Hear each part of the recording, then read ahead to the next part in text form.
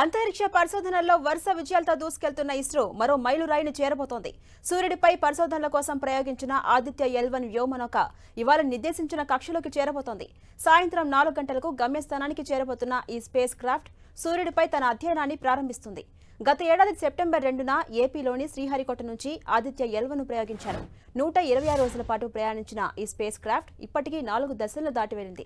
సుమారు 15 లక్షల కిలోమీటర్ల దూరం ప్రయాణించిన ఆదిత్య ఎల్1 భూమి, సూర్యుని మధ్యలో ఉన్న లగ్రాంజ్ పాయింట్ సమీపంలోకి చేరుకుంది. ఇవాళ మరో 63 నిమిషాల 20 సెకండ్లు ప్రయాణించి నిర్దేశించిన కక్షలోకి చేరుతుంది. ఇప్పటి వరకు ఇస్రో మొత్తం 5 లగ్రాంజ్ పాయింట్స్ ను గుర్తించగా అందులో ఆదిత్య ఎల్1 తొలి లగ్రాంజ్ పాయింట్ కు చేరుకుంటుంది.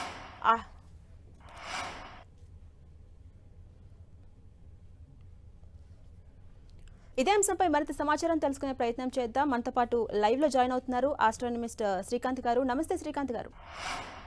నమస్తే అండి.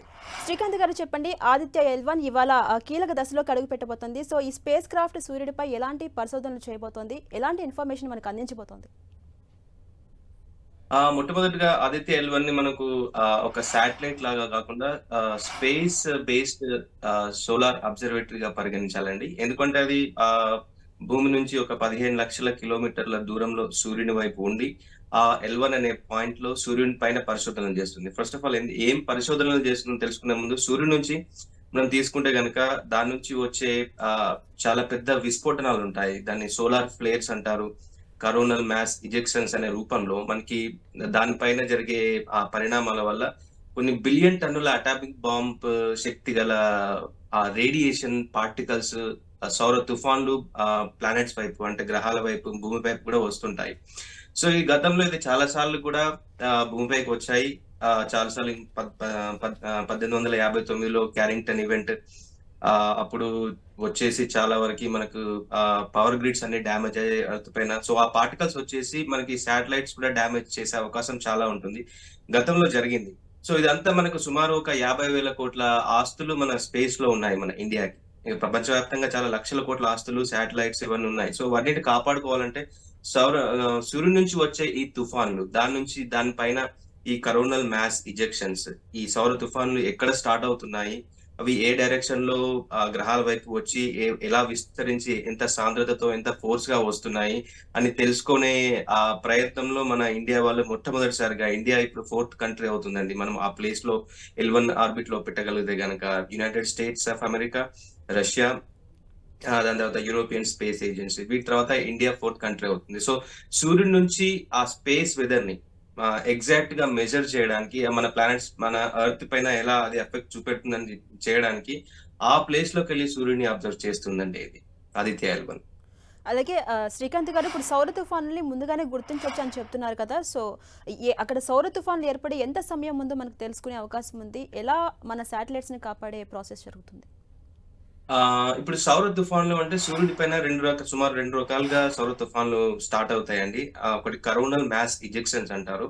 అవి ఏంటంటే సూర్యుడు అనేది ఒక బిగ్ బాల్ ఆఫ్ ప్లాస్మా లాగా ఇలా ఆ మ్యాటర్ పదార్థం అనేది ఇలా తిరుగుతూ ఉంటుంది. కానీ ఏంటంటే సూర్యుడు అనేది పైన గాని, ధృవాల దగ్గర గాని, ఈక్వేటర్ దాని మధ్యరేఖ దగ్గర గాని దాని స్పీడ్ వేరేలా ఉంటుంది.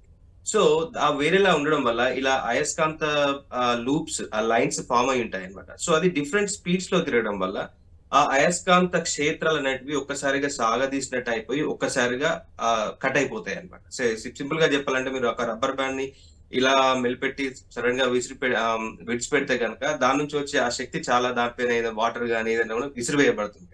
సో ఆ విస్ఫోటనాలు, ఆ మ్యాగ్నెటిక్ చేంజెస్ వల్ల, అయస్కాంత క్షేత్రాల వల్ల అవి 2 రకాలుగా, ఒకటి సోలార్ ఫ్లేర్స్ లాగా అంటే హై ఎనర్జీ ఎక్స్రేస్. ఈ ఎక్స్రేస్ చాలా అత్యంత శక్తి గల అంటే 1 బిలియన్ టన్నుల అటామిక్ బాంబ్ గల శక్తి కూడా విదిన్ ఆ సోలార్ ఫ్లేర్స్ నుంచి వచ్చే ఎనర్జీ మనకు కేవలం 8 నిమిషాల్లో మాత్రమే భూమిపై రీచ్ అవుతుంది.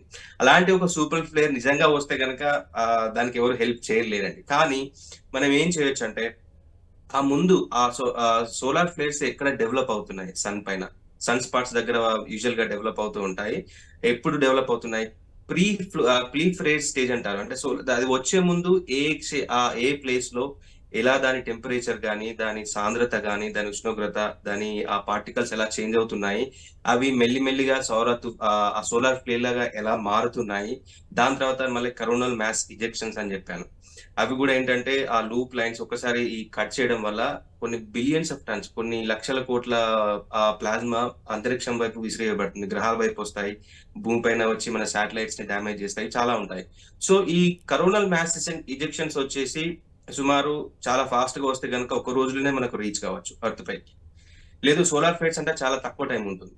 కానీ ఇవన్నిటిని దానిపైన జరిగే పరిణామాలను ముందే ఆ L1 పాయింట్ దగ్గర అక్కడ ఆ సౌర తుఫాన్లు సుమారుగా ఆ L1 పాయింట్ కి చేరుకోవడానికి అక్కడ నుంచి మనకు ఎర్త్ వైపు ఒక 1 అవర్ సమయం ఉంటుందండి ఆ సోలార్ తుఫాన్లకు.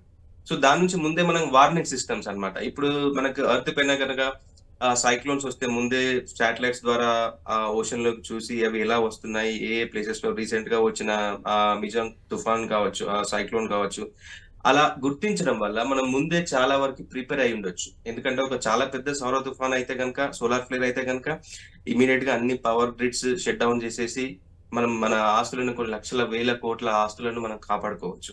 సో దాని నుంచి వచ్చేదానికి ఆ సిఎంఈస్ కరోనల్ మాస్ ఎజెక్షన్స్ కి మనకు సుమారుగా 15 నుంచి 18 గంటల నుంచి కొన్ని రోజులు పడుతుంది. సో దాని ఇంటెన్సిటీ బట్టి, అది ఏ ప్లేస్ లో అయిందని బట్టి, దాన్ని బట్టి డిపెండ్ అయి ఉంటుంది అన్నమాట.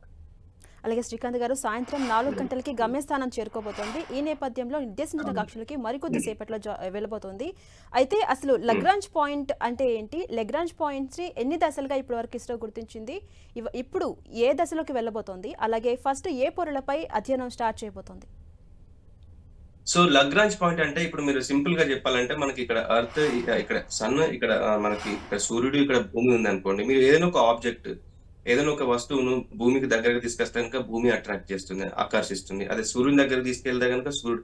సో మధ్యలో ఏదో ఒక పాయింట్ ఉంటుంది బ్యాలెన్స్ అయ్యి, గ్రావిటేషనల్ ఫోర్సెస్ అంటే ఈ గురుత్వాకర్షణ శక్తి యొక్క కేంద్రం అనేది ఆల్మోస్ట్ 0 అయిపోతుంది. సో దాన్ని అట్లాంటి ఎనీ ఏ రెండు ఆబ్జెక్ట్స్ ని తీసుకున్నా మన స్పేస్ లో 5 లగ్రాంజ్ పాయింట్స్ ఉంటాయండి. సో ఈ ఆదిత్య L1 అనే లగ్రాంజ్ పాయింట్ చాలా ఇంపార్టెంట్ పాయింట్. ఎందుకంటే ఇప్పుడు మనకి ఆ ప్లేస్ లో కనుక ఎర్త్ చుట్టూ మనకి సన్ నుంచి వచ్చే రేడియేషన్ ఉంటుంది, దాని నుంచి వచ్చి ఎర్త్ వైపు వస్తుంది. కానీ అల్ట్రా వయలెట్ రేస్ అనేటివి ఎర్త్ యొక్క అట్మాస్ఫియర్ లో ఫిల్టర్ అయిపోతాయి. మన వాతావరణంలో అది ఫిల్టర్ చేసి మనల్ని కాపాడుతుంది. అంటే బ్లాంకెట్, ఎర్త్ కి బ్లాంకెట్ లాగా అనమాట అది, మనకున్న ఓజోన్ లేయర్ కానీ సో అక్కడ నుంచి మనకు అల్ట్రా వయలెట్ రేస్ ఇక్కడికి రావు. కానీ సన్ గురించి తెలుసుకోవాలంటే మనము మెజర్ చేయలేము. సో దాన్ని బయటకు వచ్చి మెజర్ చేయాలన్నమాట. అది ఆ L1 పాయింట్ యొక్క ప్రత్యేకత. ఇంకొకటి, మనకి ఇప్పుడు ఏదైనా ఒక శాటిలైట్ ఎర్త్ చుట్టూ, భూమి చుట్టూ తిరుగుతుంటే కనుక మూన్ మధ్య మధ్యలో వస్తుంది. సో దాని వల్ల సన్ ని మనం కంటిన్యూస్ గా అబ్జర్వ్ చేయలేము. సో దాన్ని బయటికి వెళ్ళాలి. సో ఇంకోటి, మన భూమి యొక్క అయస్కాంత క్షేత్రం కూడా చాలా వరకు విస్తరించి ఉంటుంది టువర్డ్స్ ద సన్, సూర్యుడి వైపు. సో దాని మ్యాగ్నెటిక్ ఫీల్డ్ ఉన్నంత వరకు సౌర తుఫాన్లు కానీ, వారి నుంచి పార్టికల్స్ ని కానీ కరెక్ట్ మనము మెజర్ చేయలేము. సో దాని నుంచి బయటికి వెళ్ళి ఆ దూరం ప్లేస్ లో ఎక్కడైతే మనకు అర్త్ నుంచి చాలా దూరం ఉందో అక్కడ నుంచి కమ్యూనికేషన్ కూడా చాలా ఈజీగా ఉంటుంది. L1 పాయింట్ నుంచి మనకి ఇలా సూర్యుని దగ్గర ఇలా తిరుగుతున్నప్పుడు అక్కడ నుంచి మనకి అర్త్ పైకి పంపించడానికి కూడా చాలా ఈజీగా ఉంటుంది. కమ్యూనికేషన్ ఈజీగా ఉంటుంది. బ్లాకేజ్ ఉండదు, మనము మూన్ మధ్యలో రావడానికి ఉండదు. భూమి యొక్క అయస్కాంత క్షేత్రం కూడా అక్కడ ఆల్మోస్ట్ 0గా ఉంటుంది. కాబట్టి ఆ ప్లేస్ లో వెళ్ళి సన్ ని కంటిన్యూస్ గా 24 అవర్స్ అబ్జర్వ్ చేయాలి కనుక ఆ ప్లేస్ లో ఉంటుంది. సో ఇప్పటివరకు మన 125 రోజులు అనుకుంటే ఇప్పటివరకు ఆ L1 పాయింట్ లో చేరుకున్నారు ఇస్రో వాళ్ళు. కానీ ఏంటంటే ఇప్పుడు ఆ ఎగ్జాక్ట్ ఒక పాయింట్ అంటే ఒక పాయింట్ అని అట్లా ఉండదండి. ఎందుకంటే చాలా ప్లానెట్స్, మనకు గ్రహాలు ఉన్నాయి, మూన్ ఉంది, ఎర్త్ ఉంది, భూమి ఉంది, సూర్యుడి ఒక పర్టికులర్ పాయింట్ అనేది ఉండదు. మీరు అలాగే విడిచిపెడితే కనుక ఇప్పుడు ఆదిత్య L1 దాన్ని సూర్యుని చుట్టూ సూర్యుడు లాగేసుకుంటాడు, అదే ఇంకొంచెం ఇటు వస్తే ఇటు లాగేసుకుంటాడు. సో దాని వల్ల వాళ్ళు స్మూత్ గా ఉండడానికి ఏం చేస్తారంటే అక్కడ ఒక కక్షలో ప్రవేశపెడతారు అనమాట ఇలాగా. సో దీని వల్ల ఏంటంటే స్మూత్ గా ఉంటుంది. ఇప్పుడు సింపుల్ గా చెప్పాలంటే, మీరు ఒక చిన్నప్పుడు మనం బాల్ బ్యాట్ ఆడుకుంటాం, క్రికెట్ బ్యాట్. సో దానిపైన మీరు ఇట్లా బాల్ పెట్టి అట్లా మీరు కదలకుండా ఉంటే దాన్ని బ్యాలెన్స్ చేయలేము. అదే కనుక మీరు ఇలా మనం చిన్నప్పుడు ఆడుకునేవాళ్ళు. సో అలా స్మూత్ మూవ్మెంట్ ని మనం ఈజీగా దాన్ని బ్యాలెన్స్ చేయగలగనమాట ఆ L1 పాయింట్ లో.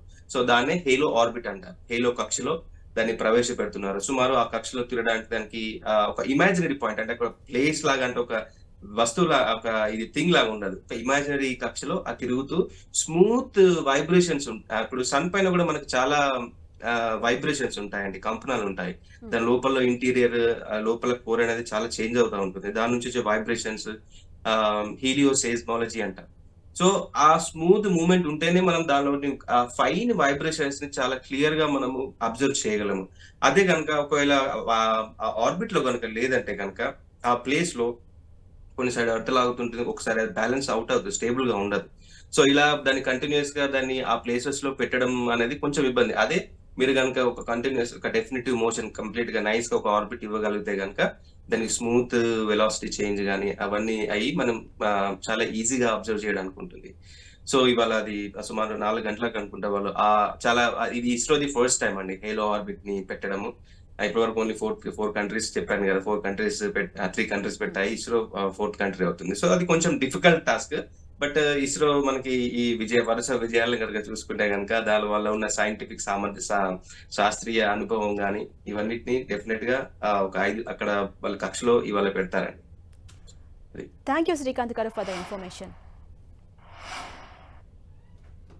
అంతరిక్ష పరిశోధనలో వరుస విజయాలతో దూసుకెళ్తున్న ఇస్రో మరి కాసేపట్లో ఒక మైల్ రాయిని చేరబోతోంది. సూర్యుడిపై పరిశోధనల కోసం ప్రయోగించిన ఆదిత్య L1 వ్యోమనౌక ఇవాళ నిర్దేశించిన కక్షలోకి చేరబోతోంది. దానికి సంబంధించిన లైవ్ వరకు చూసాం.